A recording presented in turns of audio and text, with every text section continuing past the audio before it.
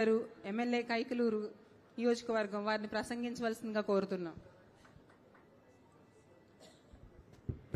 సభకు నమస్కారం. చాలా పండగ వాతావరణంలో ఈ డైమండ్ జూబ్లీ సెలబ్రేషన్ చేస్తున్నారు. నిర్వాహకులందరినీ మనస్ఫూర్తిగా అభినందిస్తున్నాను.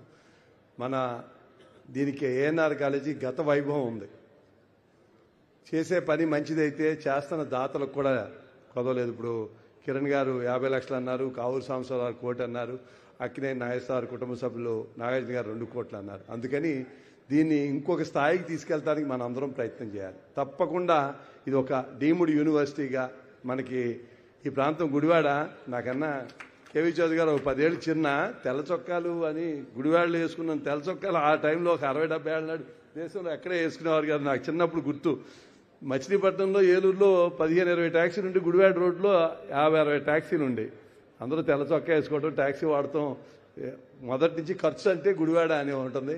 చాలా సంతోషం ఇలా ఇంత మంచి కార్యక్రమం. ఆ రోజు పెద్దలు అక్కినేని నాగేశ్వరరావు ఆయన చూడగానే ఒక ఫాదర్లీ ఫిగర్. ఇవాళ అట్లాంటి వాళ్ళు సమాజానికి అవసరం. ఆయనతో ఎప్పుడు విలువల గురించి మాట్లాడేవారు. ఇవాళ సమాజంలో తగ్గిపోతున్న విలువలు ఉండాలంటే అలాంటి స్ఫూర్తిదాయకమైన మాటలు ఆయన మాట్లాడేవారు. వాళ్ళు ఆ కుటుంబం నాకు చాలా సన్నిహితంగా తెలుసు. ఆయన ఆ రోజు చేసిన మంచి కార్యక్రమం ఇక్కడే కాదు, జన్మభూమిగా వాళ్ళ గ్రామంలో కూడా ఆయన చాలా మంచి కార్యక్రమాలు చేశారు.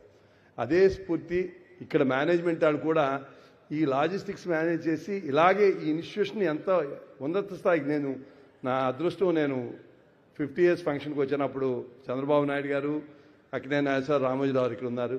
అలాగే 75 ఏళ్ళకి ఉన్నాం.